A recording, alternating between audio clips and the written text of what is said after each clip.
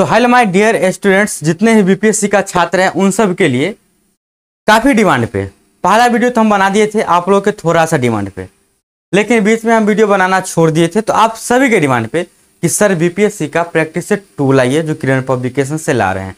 तो यह जो प्रैक्टिस सेट है यह मैथ्स और रीजनिंग का है। एकदम बेहतर तरीका से यदि आप इसका प्रैक्टिस कर रहे हैं इस प्रैक्टिस सेट का, तो हम गारंटी देते हैं कि आपका मैथ्स और रीजनिंग में एक भी प्रश्न नहीं छूटेगा। तो ज़्यादा कुछ तो हम नहीं कहेंगे, बाकी आगे का काम आपका है, कैसे पढ़ना है, क्या करना है, नहीं करना है। जब तक आप पढ़ेंगे नहीं तो सिर्फ बात से आप क्या समझेंगे। तो आप पूरा वीडियो को देखिए, आराम से समझिए, एक भी प्रश्न आपके एग्जाम में नहीं छूटेगा और आपके एग्जाम के लिए एक एक नंबर की जरूरत है, एक एक नंबर का महत्व है। तो मेरे साथ यदि मैथ और रीजनिंग करते हैं तो एक भी प्रश्न ना छूटेगा, इसकी हम फुल गारंटी लेते हैं। और आप सभी के डिमांड पे यह वीडियो ला रहे हैं, तो आप सभी का यह भी जिम्मेदारी बनता है कि थोड़ा आगे शेयर भी करना और लाइक भी करना, और जो भी दिक्कत होगा ना उसके लिए कमेंट करना, और विशेष के लिए जो नीचे नंबर होगा ना उस नंबर पे आप मैसेज भी कर सकते हैं। कहीं भी आपको समस्या है तो, और डाउट भेजना है तो आप डाउट भेज सकते हैं, नो प्रॉब्लम, हम आपको डाउट सोल्व करके देंगे। चलिए तो बढ़ते हैं अगले प्रश्न की तरफ, यानी कि पहला प्रश्न की तरफ। और पहला प्रश्न ये रहा आपके सामने प्रैक्टिस सेट 2 का। प्रश्न में दिया गया है 15 से कम सभी विषम प्राकृत संख्याओं का औसत ज्ञात करो। अब पहला से लेकर 5वीं तक का यह प्रैक्टिस सेट है, तो इससे अधिक और इससे ज्यादा हार्ड प्रश्न नहीं आएंगे, मैक्सिमम इतना ही आएंगे। तो 15 से कम सभी विषम प्राकृत संख्या का औसत ज्ञात करना है। तो सभी विषम, तो विषम का मतलब आप जानते हैं कि 1 होता है, 3 होता है, 5 होता है, 7 होता है, और इस प्रकार से जाएंगे। और 15 से कम है तो 15 से कम 14 तो नहीं हो सकता है, 15 से कम 13 होगा, यानी कि 13 पे आएंगे। और औसत निकालने के लिए आप सिंपल सा बात यह लगाएंगे कि सर जी औसत बराबर सबको जोड़ देंगे और डिवाइड कर देंगे जितना संख्या उससे, लेकिन उतना करने का जरूरत नहीं है। औसत बराबर फर्स्ट प्लस लास्ट डिवाइड करेंगे 2। अब ऐसा इसीलिए करेंगे, और कहां करेंगे, जब सभी संख्या के बीच में अंतर समान हो, यानी कि वह एपी में हो।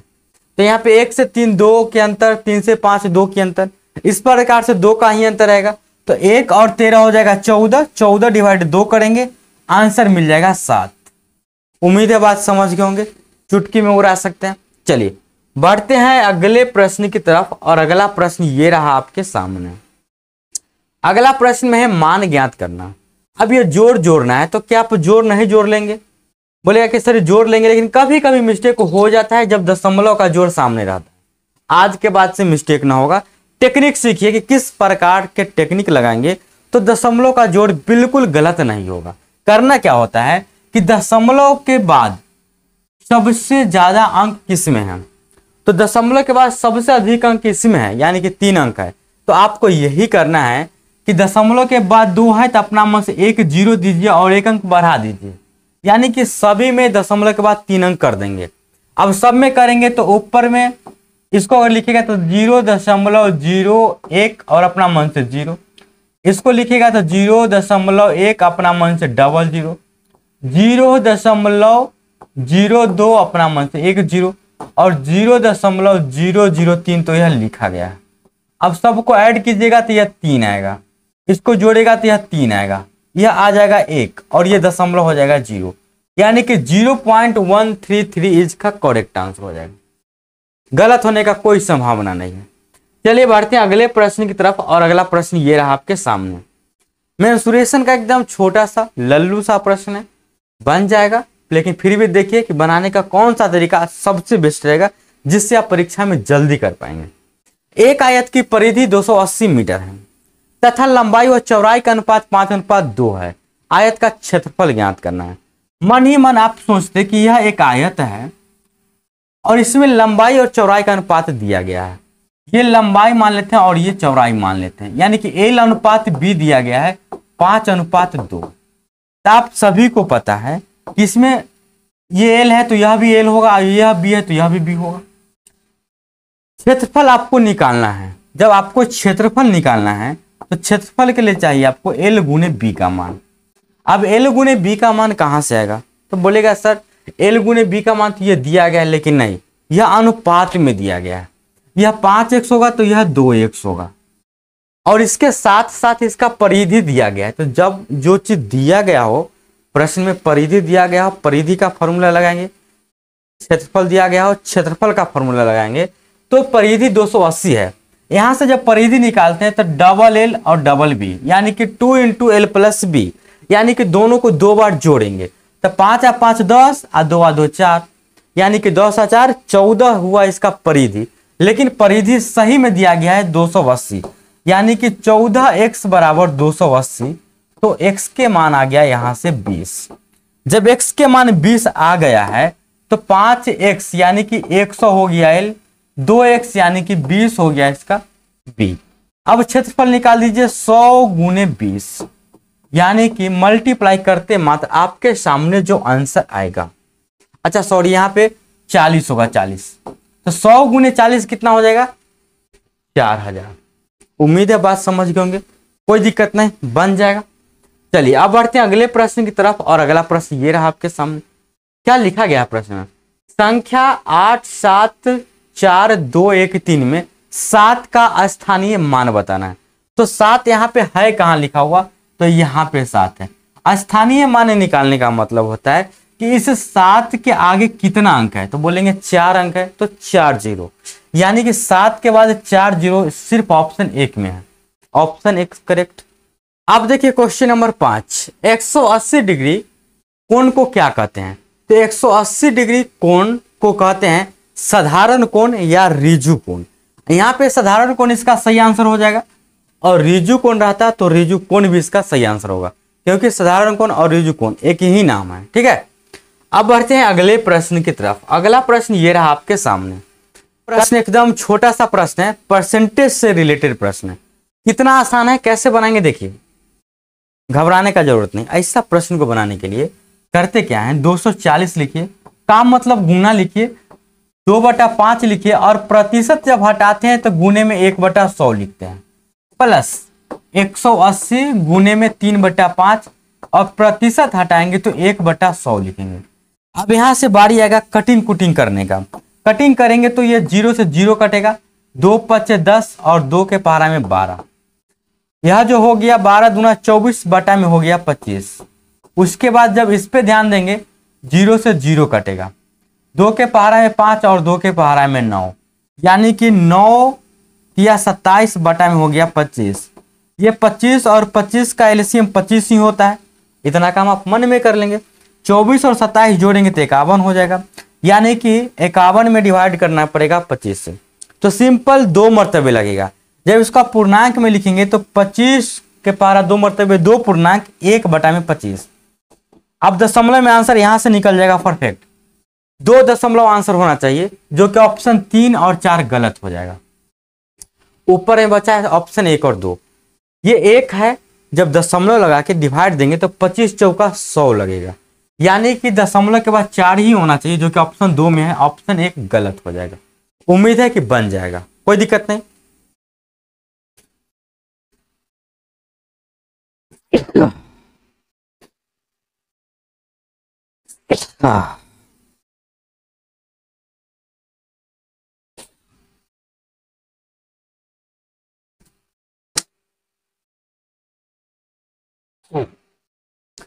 अब देखिए डियर इस प्रश्न को, प्रश्न में लिखा गया है कि कोई वस्तु जितना स्थान घेरती है वह क्या कहलाती है, क्या कहलाता है। तो बहुत आसान सा बात है, जो वस्तु जितना स्थान घेरेगी वह कहलाती है क्षेत्रफल। बोलेगा सर क्षेत्रफल कैसे होगा, लंबाई तो कभी नहीं हो सकता है, आयतन भी नहीं होगा, क्यों, क्योंकि एक गिलास है, अगर गिलास को हम यहां पे रख देते तरहती पे, तो गिलास का पेंदा जितना स्थान घेरेगा वह कहलाएगा क्षेत्रफल, ठीक है। आयतन क्या होता है, गिलास के अंदर जितना पानी आएगा वो कहलाएगा आयतन, तो आयतन भी नहीं होगा। और परिमाप का मतलब कि कोई खेत है या आयत है या वृत्त है, तो उसके चारों तरफ जो हम बाउंड्री घेरेंगे और उस बाउंड्री की जो लंबाई होगी उसको बोलते हैं परिमाप, ये भी नहीं हो सकता है। तो आंसर हो जाएगा क्षेत्रफल, सही जवाब याद रखेंगे।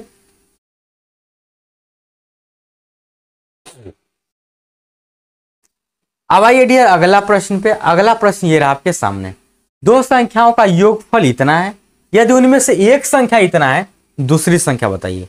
यदि आपसे हम पूछेंगे डियर कि दो संख्या का योगफल 8 है, x और y दो ऐसी संख्या है जिसका योगफल 8 है, इसमें से हम कोई एक संख्या आपको बता देंगे कि भाई साहब इसमें एक संख्या जो है ना 3 है, तो दूसरा संख्या बताइए। अब एक संख्या ये भी हो सकता है, ये भी हो सकता है, तो आप सिंपल सा बात बोलेंगे सर x बराबर तो 5 हो जाएगा। ये 5 आएगा कहां से?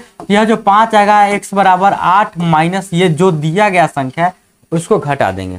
यानी कि दूसरी संख्या निकालने के लिए जो दोनों संख्या का योगफल है 399 78, उसमें से पहली संख्या 18 367 माइनस कर देंगे। 17 में से 8 गया 9, सॉरी 8 में से 7 गया 1, 7 में से 6 गया 1, 9 में से 3 गया 6, 9 में से 8 गया 1 और ये 3 में से गया 2। एक और 6 से 11 कहीं पे नजर आ रहा है, बोलेगा सर 1 में बन जाएगा, कोई दिक्कत नहीं। अगला प्रश्न में लिखा गया है कि 4, 12 और 18 का महत्तम समावर्तक बताइए। किसको पता नहीं है महत्तम निकालने का? निकालना नहीं है, ऑप्शन से चूज करना है। एचसीएफ का मतलब हाईएस्ट खोजिए, सबसे हाईएस्ट इसमें नजर 36 आएगा, लेकिन क्या 36 के पारा में 18 कभी भी आएगा ना? नहीं आएगा, तो गलत हो जाएगा। उसके बाद इससे छोटा पे जाएंगे तो 6 पे आएंगे, 6 के पारा में 18 चला आएगा, 6 के पारा में 12 आ जाएगा, लेकिन 6 के पारा में 4 नहीं आएगा, तो ये गलत हो गया। अब इससे थोड़ा कम अगर हम 4 पे जाएंगे तो 4 के पारा में 4 आएगा, 12 आएगा, लेकिन 18 नहीं आएगा, तो 4 भी गलत हो गया। बच गया एक इकलौता 2, तो आंख बंद करके आंसर मार देंगे, चेक करने का कोई जरूरत नहीं है। चेक करेंगे तो सभी में आ जाएगा। चलिए बढ़ते हैं अगले प्रश्न की तरफ, और अगला प्रश्न ये रहा आपके सामने। प्रश्न में क्या लिखा गया है? यदि 3 मजदूरों की मजदूरी 510 रुपया प्रतिदिन है, तो 15 मजदूर की 20 दिनों की मजदूरी आपको बताना है। ऐसा प्रश्न को बनाने के लिए सबसे साधारण तरीका है, 3 मजदूरों की मजदूरी 510 रुपया प्रतिदिन है। जो मजदूरी रहेगा ना उसको नीचे लिखे हमेशा। यहाँ पे देखिए 3 मजदूर प्रतिदिन मतलब एक, कुल मजदूरी कितना है? 510। कुल मजदूरी कुल काम इसको नीचे, बाकी जो बच गया उसको ऊपर, और बराबर कर देंगे 15 मजदूर 20 दिन, और इसका मजदूरी कितना होगा? तो यहाँ पे मान लेते हैं x होगा। अब इसको हल कर लीजिए। जब इसको आप हल करेंगे ना तो 3 के पहाड़ा में कट जाएगा 17, यानी कि 170। x बराबर हो जाएगा 15 को 20 से गुना करेंगे 300, और 300 को 170 से गुना करेंगे ना 17 या 51 पे आ जाएगा 000, जिसको हम बोलेंगे 51,000 करेक्ट आंसर। कोई दिक्कत नहीं? बोलेगा जी सर समझ गए। अब दूसरा तरीका भी है तो बता दीजिए।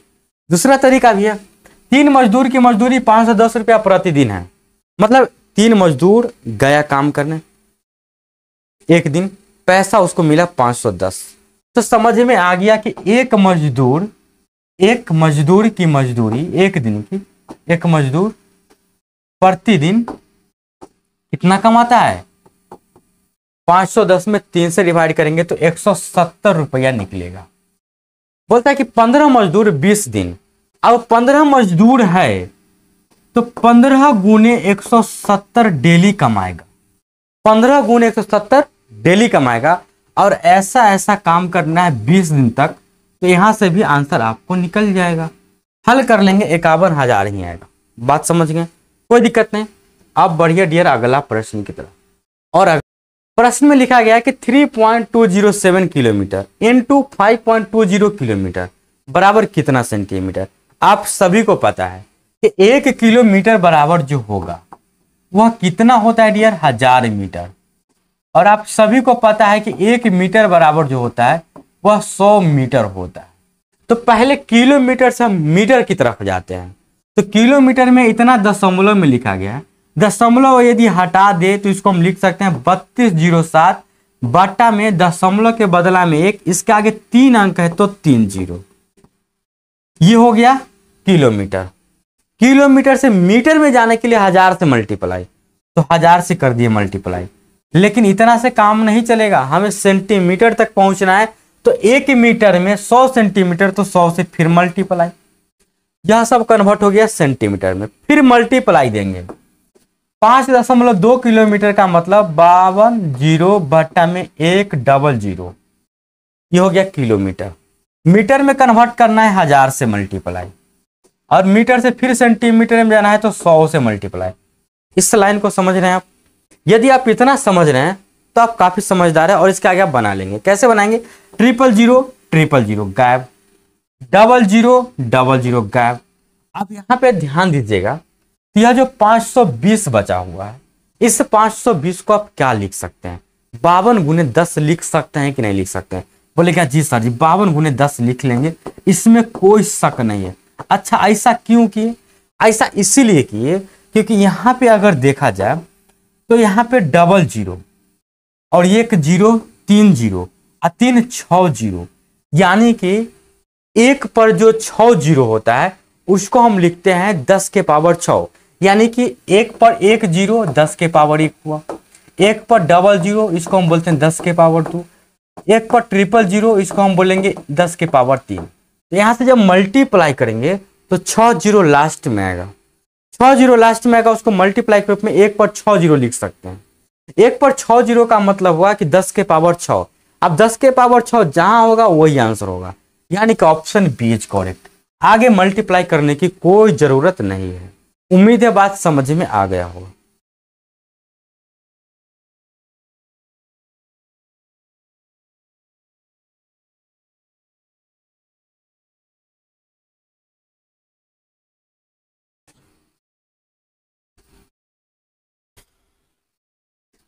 अब बढ़ते हैं अगले प्रश्न की तरफ, और अगला प्रश्न ये रहा आपके सामने। प्रश्न क्या कहता है? 1200 मिलीलीटर दूध वाले कितने पैकेट 1.6 लीटर दूध से बनेंगे? अब देखिए अगला प्रश्न। अगला प्रश्न क्या कहता है कि 200 मिलीलीटर दूध वाले कितने पैकेट 1.6 लीटर दूध से बनेंगे? यानी आपके पास जो मिल्क है वह 1.6 लीटर है। सबको पता है कि 1 लीटर में 1000 ml होता है, 1.6 लीटर है, तो ml में कन्वर्ट करने के लिए 1000 से मल्टीप्लाई, यह बदल गया ml में। यानी कितना ml हो जाएगा? तो जब मल्टीप्लाई करेंगे तो 1600 ml हो जाएगा। और आपको जो पैकेट बनाना है दूध का वह 200 ml वाला बनाना है, तो 200 ml से डिवाइड कर देंगे, आंसर आ जाएगा 8, यानी 8 पैकेट बनेगा, बन जाएगा। अगला प्रश्न।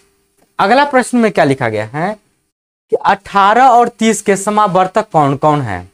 अंक 18 और 30 के समावर्तक। यहाँ पे लघुत्तम समावर्तक का बात नहीं बोला है, सिर्फ समावर्तक। यानी कि 18 और 30 को कौन कौन काट सकता है? 18 और 30 को 2 भी काट सकता है, 3 भी काट सकता है, 6 भी काट सकता है, यानी कि उपयुक्त सभी इसका सही आंसर हो जाएगा। समझ गए? चलिए बढ़ते हैं अगले प्रश्न की तरफ। अगला प्रश्न ये रहा आपके सामने। 5 अंकों की कुल कितनी संख्याएं होती है? अच्छा, आप 5 अंकों की कुल कितनी संख्याएं हैं इसको बताना है। ये कितना होगा? करना कुछ नहीं, एक छोटा सा ट्रिक है। यदि मैं आपसे पूछूं कि बताइए 1 अंकों की कुल कितनी संख्याएं हैं, तो बोलिएगा सर 1 अंकों की 0 0 1 2 3 4 5 6 7 8 और 9। कितनी संख्याएं हैं? बोलेगा सर 2 4 6 8 10। हम बोलेंगे 2 अंकों की कितनी संख्याएं? तो 2 अंकों की संख्या हो जाएगा 10, स्टार्टिंग 11 12 और इस प्रकार से चलते आएगा 99 तक। अब 10 से स्टार्ट कर दिए हैं और 99 तक गए हैं, तो कितना संख्या हो गया? बोलेगा सर 10 में 89 जोड़ते ना तो 99 हो जाता। मतलब 10 से 89 आगे संख्या और एक संख्या 10 भी है, यानी कि 90 संख्या है जो 2 अंकों की है। कितना संख्या है? 90 संख्या है 2 अंकों की। फिर 3 अंकों की निकालना है। तो यहाँ पे चेक जब करेंगे आप, 2 अंकों की संख्या निकालना था तो 1 9 पे 1 0, 1 9 पे 1 0। अब यदि आपसे हम 3 अंकों की संख्या के बारे में पूछे तो 3 अंकों की संख्या 100 से स्टार्ट होगी और यह कहां तक जाएगी? तो यह जाएगी 999 तक। अब 999 में से अगर 100 माइनस करेंगे तो 899 आएगा। लेकिन 100 भी तो संख्या है, यानी कि एक और जुटेगा, तो यह हो जाएगा 900। यानी कि 3 अंकों की जो संख्या है, एक 9 सिंगल, देखिए ये 9 पे एक जीरो आया था और यहाँ पे 9 पे डबल जीरो आ रहा है। यानी कि 3 अंकों की अगर कुल संख्या निकालेंगे तो एक 9 लिखना है और जितना अंकों की बोला जाएगा उससे एक कम जीरो। 5 अंकों की कुल संख्या पूछा है तो एक अंक 9 होगा और 9 पे कितना जीरो होगा, तो 4 जीरो। आंसर आपके सामने आ गया, ऑप्शन 2 इज करेक्ट बन जाएगा। क्या ट्रिक लगाना है, बोलेगा कि आपसे 8 अंकों की कुल कितनी संख्याएं हैं इस पृथ्वी पर, तो आपको क्या करना है, एक 9 लेना है, 8 अंकों की पूछा है तो 7 जीरो, कितना जीरो, 7 जीरो हो गया, 2 4 6 1 7। आंसर आपके सामने। ट्रिक कैसा लगा, लेकिन ऐसे अगर आप गिनती करके निकालेंगे तो फंस जाएंगे। ठीक है, बढ़ते हैं अगले प्रश्न की तरफ। अगला प्रश्न ये रहा आपके सामने। अब देखिए इस प्रश्न को लिखा गया है 95,47,999 के बाद कौन सी संख्या है। के बाद का मतलब एक ज्यादा कर दीजिए। तो यहाँ पे देखा जाए तो इसको पढ़ेंगे ना, 95,47,999 एक बढ़ाएंगे तो यह जो 999 है यह बन जाएगा 1000, यानी कि 1000 की कैटेगरी में आ जाएगा। तो 95,48,000 हो जाएगा और 95,48,000 कहीं भी ऑप्शन में नहीं दिया गया है, ऑप्शन 1 में दिया गया है, सिर्फ मिस्टेक है, यहाँ पे एक जीरो होना चाहिए था, यानी कि ऑप्शन 1 करेक्ट हो जाएगा, जबरदस्ती जीरो बना करके। अब आइए डियर अगले प्रश्न की तरफ। अगला प्रश्न ये रहा आपके सामने। क्या दिया गया है प्रश्न में दिया गया है यदि ए और बी दो अभाज्य संख्या है तो उसका लघुत्तम समावर्तक क्या होगा। अब कोई भी दो अभाज्य संख्या ले लीजिए, एक 5 लीजिए और एक 7 लीजिए, इसका पूछेंगे एलसीएम निकालिए तो बोलेगा सर एलसीएम नहीं होगा, मल्टीप्लाई कर देंगे। कोई भी दो अभाज्य संख्या, एक 11 ले लीजिए एक 13 ले लीजिए, एलसीएम निकालिए, नहीं लगेगा मल्टीप्लाई हो जाएगा। तो ए और बी अभाज्य संख्या नहीं लगेगा, मल्टीप्लाई हो जाएगा, ऑप्शन 4 सही हो जाएगा। बात समझ में आ गया होगा। अगला प्रश्न ये रहा आपके सामने। प्रश्न में दिया गया है 45 किलोमीटर प्रति घंटा की चाल से गतिमान 130 मीटर लंबी एक ट्रेन एक पुल को 30 सेकंड में पार करती है, पुल की लंबाई बताना है। सबको पता है कि 45 किलोमीटर प्रति घंटा की चाल से 130 मीटर एक लंबी ट्रेन है। जब ट्रेन किसी पुल को, किसी ब्रिज को, यानी वही बात हुआ, या कोई प्लेटफॉर्म को पास करती है, क्रॉस करती है, तो अपना लंबाई प्लस में वो दूसरों की लंबाई, यानी कि पुल और ब्रिज प्लेटफॉर्म की लंबाई के बराबर चलते हैं। लेकिन यहाँ पे स्पीड दिया गया है 45 किलोमीटर प्रति स्पीड, और कितना देर में पास करती है, 30 सेकंड में। तो सबको पता है कि डिस्टेंस बराबर चाल गुने समय।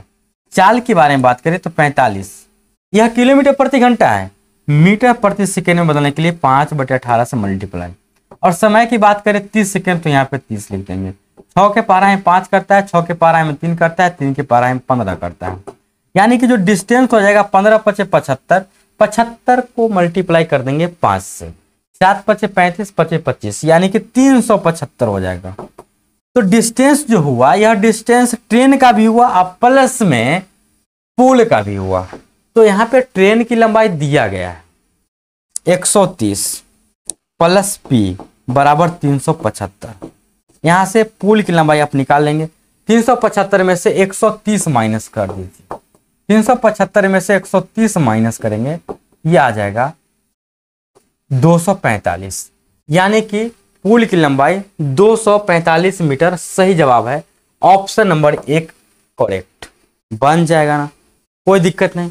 अब आइए डियर देखते हैं अगला प्रश्न। और अगला प्रश्न में क्या दिया गया है, साधारण ब्याज की 5% प्रति वर्ष की दर पर 2 वर्ष में मिलने वाली 132 रुपया, मतलब 2 वर्ष बाद मिलता है 132 रुपया, धनराशि का वर्तमान मूल्य, यानी कि प्रिंसिपल आपको बताना है।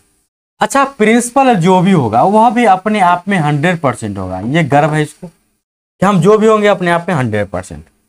यहाँ पे सिंपल इंटरेस्ट की बात किया जाए तो 1 साल में 5% ब्याज मिलता है, तो 2 साल में कितना ब्याज मिलेगा, यहाँ साधारण ब्याज है तो 2 साल में 10% ब्याज मिलेगा।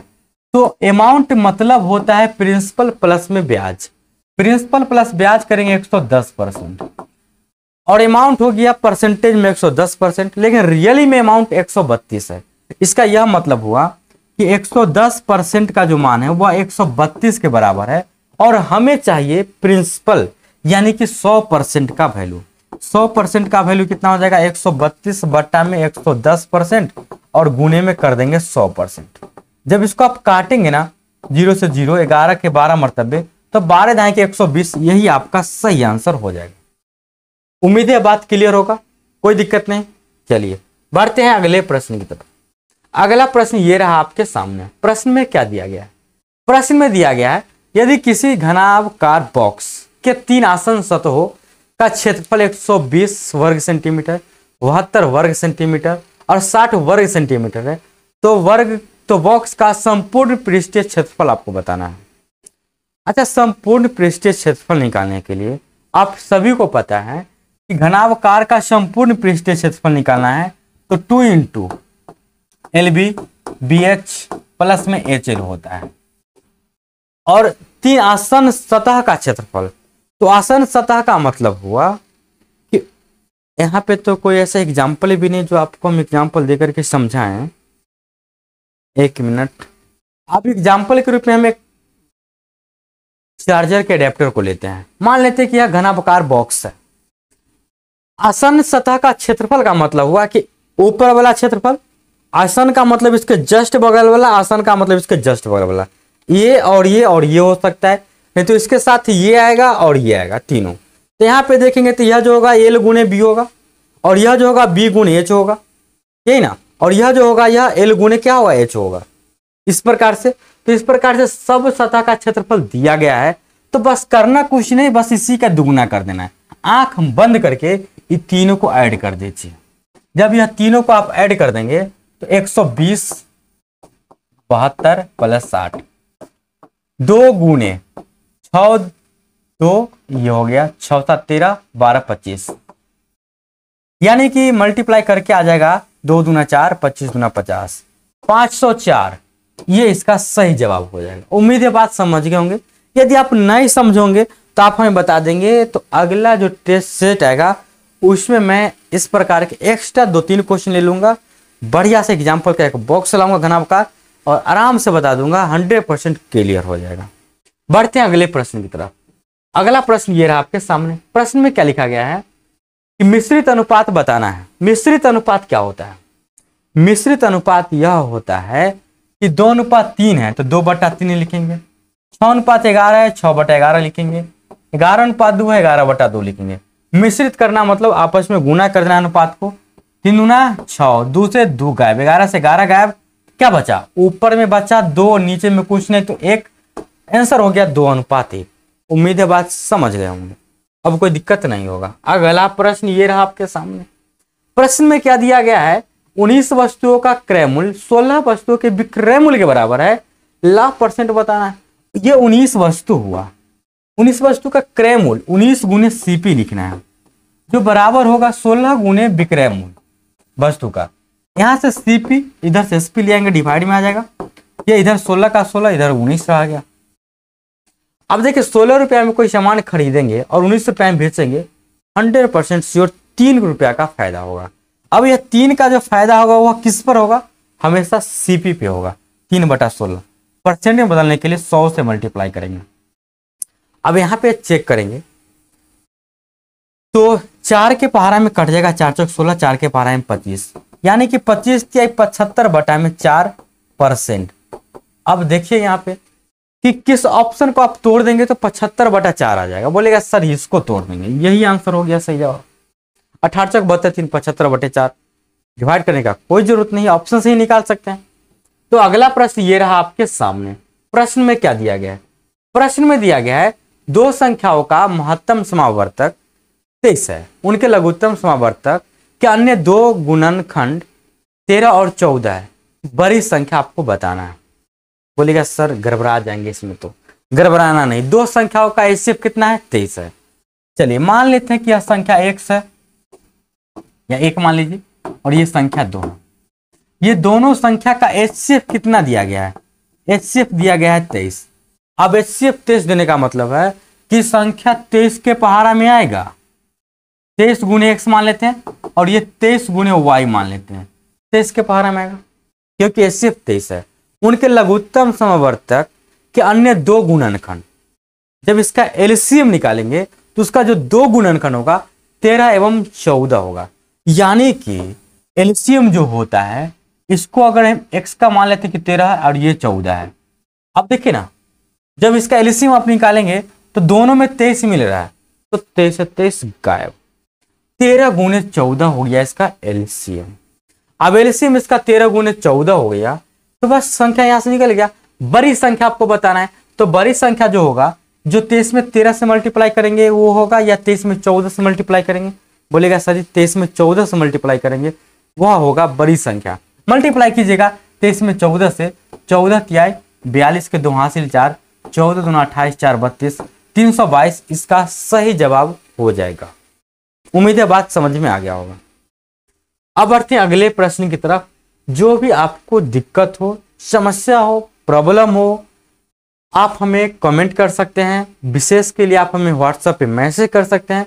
समस्या का समाधान हम कराएंगे, चाहे समय जो भी लग जाए। जो भी लगने का मतलब क्या है, आज भेजेंगे कल हम आपको भेज देंगे। मैक्सिमम अना तो आज का आज ही भेज देंगे। एक दुकानदार 5 पेंसिल का एक पैकेट 12.5 रुपया में देता है, जबकि प्रति पेंसिल वह 3 रुपया लेता है। मतलब यदि आप पैकेट खरीदेंगे 5 पेंसिल का तो 12.5 रुपया में दे देगा, लेकिन अगर एक पेंसिल खरीदते हैं तो 3 रुपया लेगा।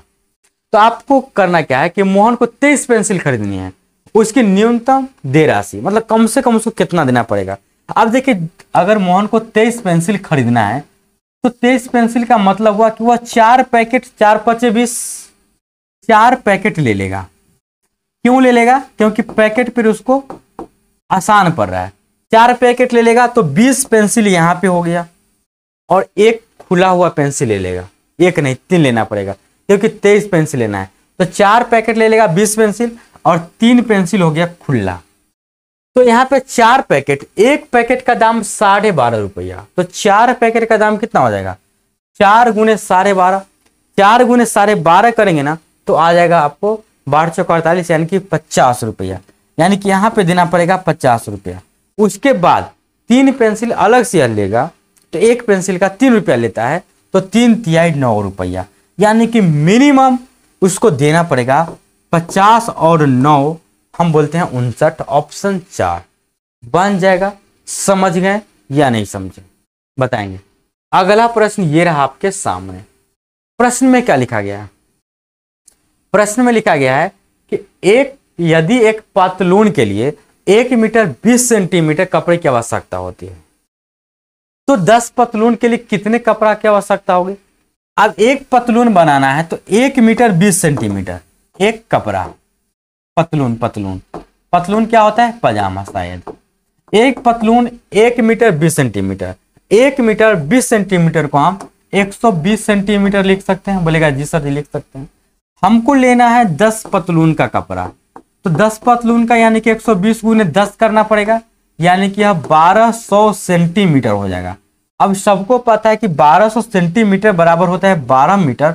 Option 3 is correct. बन जाएगा या नहीं बनेगा? कोई दिक्कत नहीं। तो अगला प्रश्न ये रहा आपके सामने। अब आता है रीजनिंग। रीजनिंग में क्या लिखा गया है कि दिए गए विकल्पों में से संबंधित शब्द को चुनिए। कोण को मापते हैं रेडियन में, तो दाब को हम क्या चीज मापते हैं? सबको पता है कि दाब को जो मापते हैं ना, वह नापते हैं पास्कल में। Option 3 is correct.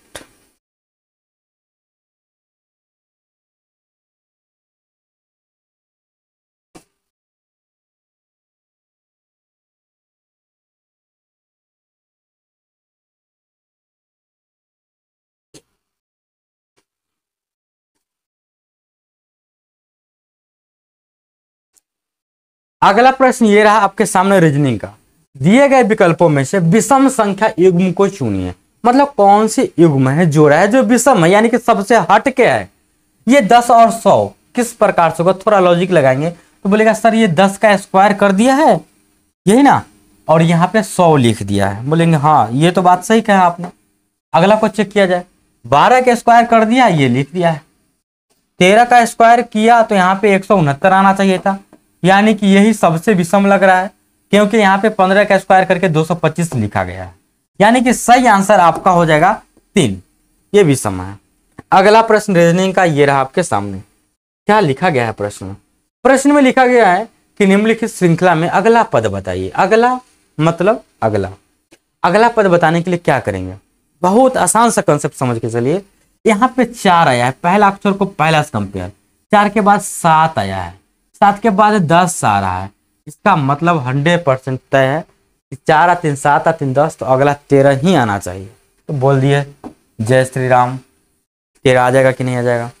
उसके बाद यहाँ पे डी का मतलब डियर कितना होता है 4, डी किस अंक पे आता है, किस नंबर पे आता है 4 पे, जी 7 नंबर पे और जे 10 नंबर पे। यहाँ पे देखिएगा 4 3 7 3 10 यानी कि फिर 13, और 13 का मतलब कौन सा अक्षर होता है, तो एम होता है। यानी कि 13 के बाद अक्षर में एम आना चाहिए, और वह सिर्फ आपको ऑप्शन सी में यानी कि ऑप्शन 3 में दिख रहा है। आगे चेक करने का कोई जरूरत नहीं, बन जाएगा, कोई दिक्कत नहीं। अगला प्रश्न ये रहा आपके सामने। प्रश्न में क्या लिखा गया है, दिए गए विकल्पों में से विषम शब्द को चुनिए।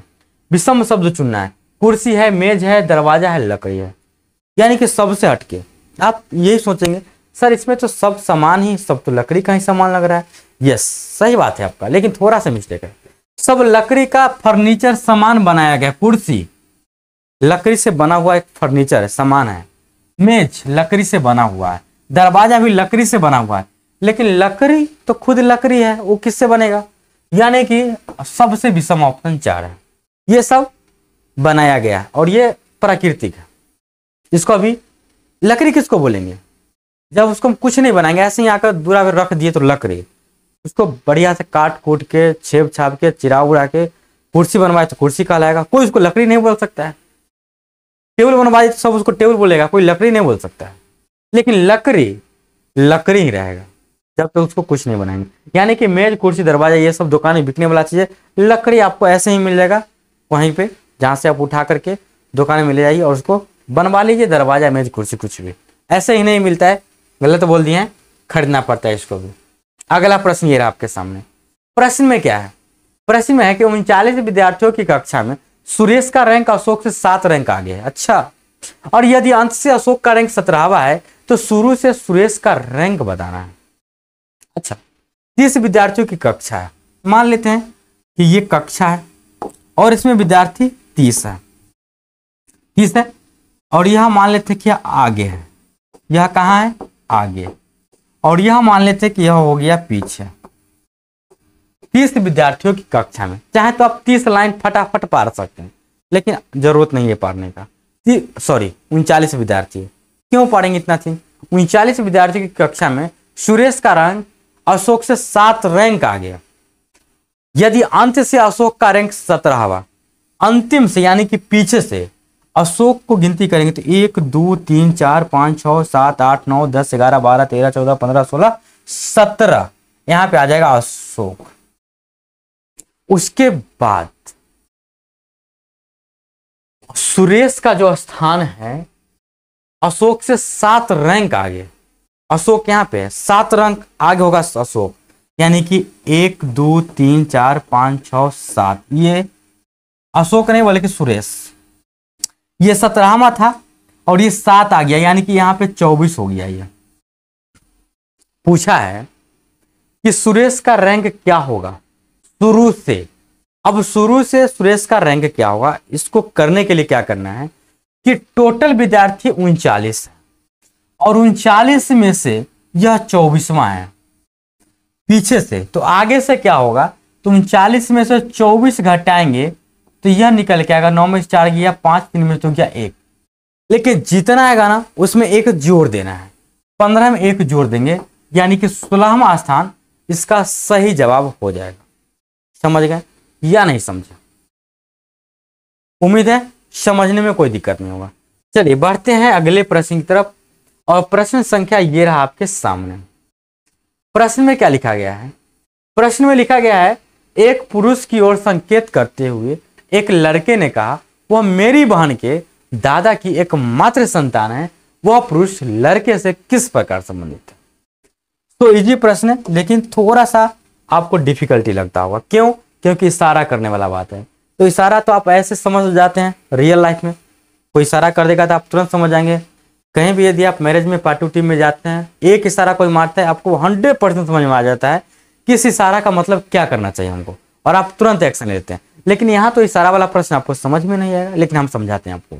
एक पुरुष की ओर संकेत करते हुए एक लड़के ने कहा, ये पुरुष है, ये पुरुष है, और इस पुरुष की ओर संकेत करते हुए एक लड़के ने कहा, पुरुष है तो पी लिखे, लेकिन यहाँ पे साइन देना पुरुष का जरूरी है, प्लस का। एक लड़के ने कहा वह मेरी बहन के दादा। अच्छा, लड़के ने कहा वह मेरी बहन के दादा। लड़के ने कहा, देखिए लड़के ने कहा वह मेरी बहन के दादा, यानी कि जो लड़का होगा बॉयज, इसके बहन कोई होगा और इसके बहन की दादा। तो बहन की दादा मतलब बहन का पहले तक बाप होगा, कोई इसका पिताजी होगा, एफ, कोई इसका पिताजी होगा, और फिर पिताजी का भी कोई पिताजी होगा। तो ये हो गया इसकी बहन की दादा की एकमात्र संतान, तो इसका बाप हो जाएगा। एकमात्र संतान है वह पुरुष। तो बताना है कि वह पुरुष लड़के से किस प्रकार संबंधित है, मतलब वह पुरुष लड़का को क्या लगेगा। यह पुरुष यही ना होगा, पी होगा यहाँ पे, यानी कि यह जो पुरुष लगेगा वह लड़का का पिता लगेगा। ऑप्शन एक करेक्ट। बात समझ में आया कि नहीं आया? नहीं आया है तो बता देंगे, इस प्रकार का और ही प्रश्न हम आपके सामने पेश कर लेंगे। अगला प्रश्न ये रहा आपके सामने। प्रश्न में क्या लिखा गया है? प्रश्न में लिखा गया है, एक विशिष्ट कोड भाषा में लाइट को ये लिखा जाता है, उसी कोड भाषा में फ्रेम को क्या लिखा जाएगा। करना क्या होता है, पहला अक्षर को पहला अक्षर से कंपेयर, एल और एम। आपको लग नहीं रहा कि एक आगे बढ़ गया, आई और जे लग नहीं रहा कि एक आगे बढ़ गया। अब सब में एक एक आगे बढ़ रहा है तो ज्यादा दिमाग क्यों लगाएंगे। एफ है तो जी से आंसर शुरू होना चाहिए था, गलत हो जाएगा, गलत हो जाएगा, गलत हो जाएगा, आंसर सही हो जाएगा। डायरेक्ट कर लेंगे। अब बढ़िए अगले प्रश्न की तरफ। अगला प्रश्न ये रहा आपके सामने, वह शब्द चुनिए जो दिए गए शब्द का अनिवार्य भाग है। फैक्ट्री का सबसे अनिवार्य भाग क्या होगा? कोई फैक्ट्री कब चल सकता है? तो फैक्ट्री का सबसे अनिवार्य भाग होता है कामगार। यदि काम करने वाला व्यक्ति नहीं रहेगा तो फैक्ट्री नहीं चलेगा। बिना विद्युत का फैक्ट्री चल सकता है, बहुत सारा फैक्ट्री है जो बिना विद्युत को चल सकता है, या विद्युत एक दो दिन नहीं भी रहेगा तो भी चलेगा फैक्ट्री। चिमनी धुआं फेंकने वाला नहीं रहेगा तब पर भी चलेगा, भले ही सरकार काहे नहीं पकड़ ले। फाइल नहीं करेंगे, ऐसे ही कॉपी किताब रखेंगे वहां पे लिख के फिर भी चलेगा, लेकिन मजदूर नहीं रहेगा ना कामगार तो फैक्ट्री नहीं चलेगा। इसलिए सबसे अनिवार्य भाग है कामगार। यह जो प्रश्न है रीजनिंग के दिशा वाला प्रश्न है, और जब भी दिशा वाला प्रश्न हो तो आपको करना क्या होता है, एक दिशा बना लेना होता है। ये बना लिए दिशा। दिशा में क्या करना है, इधर ईस्ट मतलब पूरब, इधर वेस्ट मतलब पश्चिम, इधर नॉर्थ मतलब उत्तर, इधर साउथ मतलब दक्षिण। अब पढ़िए, एक आदमी दक्षिण की ओर मुंह किए खड़ा है, मतलब जो आदमी खड़ा है ना वह मुंह किए हुए है दक्षिण की ओर, यानी कि यह दक्षिण है। तो यह ऐसे मुंह कैले है खड़ा, ये तीर मार दिए, इधर मुंह है।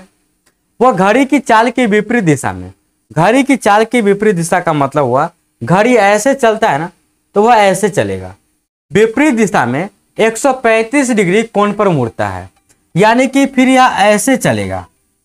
देखिए यहां से लेकर फिर यहां पहुंचेगा तो यह कितना पहुंचेगा 90 डिग्री, और फिर यहां पहुंचेगा तो यह कितना पहुंचेगा 135 डिग्री, मतलब यह रियल में यहां पे पहुंच चुका है 135 डिग्री पे। उसके बाद क्या हुआ, फिर घड़ी की चाल की दिशा में वह 180 डिग्री कोण पर मुड़ता है। 180 डिग्री का मतलब हुआ कि जो सामान ऐसे है ना ऐसे, तो 100 डिग्री का मतलब ऐसे हो जाएगा। कोई सामान अगर ऐसे है 180 डिग्री मुड़ेगा तो फिर ऐसे हो जाएगा, ठीक है ना। तो यह ऐसे था तो 180 डिग्री मुड़ेगा तो यह ऐसे आ जाएगा। तो यह पूछा गया है, बताए अब वह किस दिशा में मुंह किए खड़ा है। तो यहाँ पे खड़ा है किस दिशा में, एस से साउथ मतलब दक्षिण, डब्ल्यू से वेस्ट मतलब पश्चिम, पश्चिम और दक्षिण या दक्षिण और पश्चिम। दक्षिण और पश्चिम ऑप्शन 4 में दिया गया है, यानी कि ऑप्शन 4 करेक्ट है। बात समझ गए होंगे। तो प्रश्न में यह दिया गया है कि दिए गए विकल्पों में से प्रश्न चिन्ह के स्थान पर आने वाली आकृति को चुनिए। अब यहाँ पे अगर ध्यान देंगे आप तो यहाँ पे ये ऐसे घूरा हुआ है, उसके बाद क्या होता है कि यह सीधा हो जाता है, यानी कि यह ऐसे हो जाता है। तो कोई चीज अगर ऐसे है और ऐसे हो गया मतलब यह 45 डिग्री अपना रूट चेंज कर लिया। और किस दिशा में कर रहा है? तो घड़ी की दिशा में।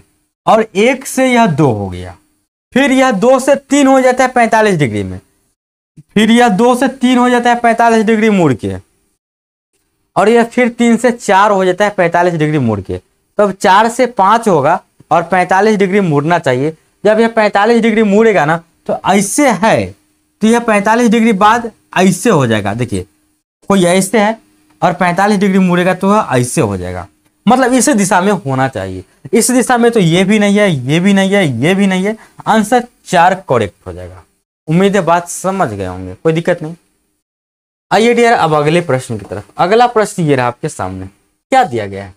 वह आरेख चुनिए जो नीचे दिए गए वर्गों के बीच का संबंध सही दर्शाता है। कलम, पेंसिल और बोतल। यहाँ पे कलम, पेंसिल और बोतल में कोई आपको रिलेशन लग रहा है? नहीं लग रहा है। कलम भी अलग होगा, पेंसिल भी अलग होगा। कुछ कलम पेंसिल भी नहीं हो सकता है और न कुछ पेंसिल कलम भी हो सकता है, और कुछ कलम पेंसिल तो बोतल कभी हो ही नहीं सकता है। यानी कि डायग्राम अलग अलग होना चाहिए। ऑप्शन फर्स्ट करेक्ट, समझे? इसका मतलब हुआ ना कि कुछ कलम पेंसिल है, कुछ पेंसिल कलम है, कुछ बोतल कलम है। ऐसा संभव है कि कुछ बोतल पेंसिल और कलम हो जाएगा? कभी नहीं है, गलत हो जाएगा। ये भी गलत हो जाएगा और ये तो और ज्यादा गलत हो जाएगा। उम्मीद है बात समझ गए होंगे। अब आइए डियर अगले प्रश्न की तरफ, और अगला प्रश्न ये रहा आपके सामने। प्रश्न संख्या 37 में क्या दिया गया है? यदि प्लस का अर्थ डिवाइड, डिवाइड का अर्थ माइनस, माइनस का अर्थ मल्टीप्लाई और मल्टीप्लाई का अर्थ प्लस है तो मान ज्ञात कीजिए। इसका क्या करना है? 80 लिखिए, यहां पे लिखिए 80, और प्लस का अर्थ डिवाइड है तो 80 डिवाइड 20। डिवाइड का अर्थ खोजिए माइनस, तो -5, और माइनस का अर्थ मल्टीप्लाई तो मल्टी 5 मल्टीप्लाई 12, और मल्टीप्लाई का अर्थ जोड़ है यानी कि 92।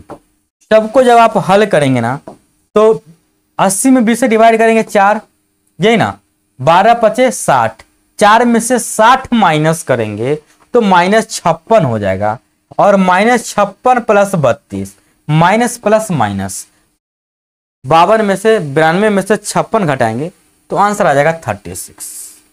कर लेंगे, कोई दिक्कत नहीं, बन जाएगा। अगला प्रश्न, अगला प्रश्न में दिया गया है कि दी गई आकृति में कितने त्रिभुज है, इसकी गिनती की जाए। आराम से कर लेंगे, छोटा सा प्रश्न है। एक त्रिभुज तो ये हो गया, दूसरा त्रिभुज ये हो गया, तीसरा त्रिभुज ये बड़ा से बड़ा यहां तक हो गया, ठीक ना। देखिए 1 2 3 हो गया।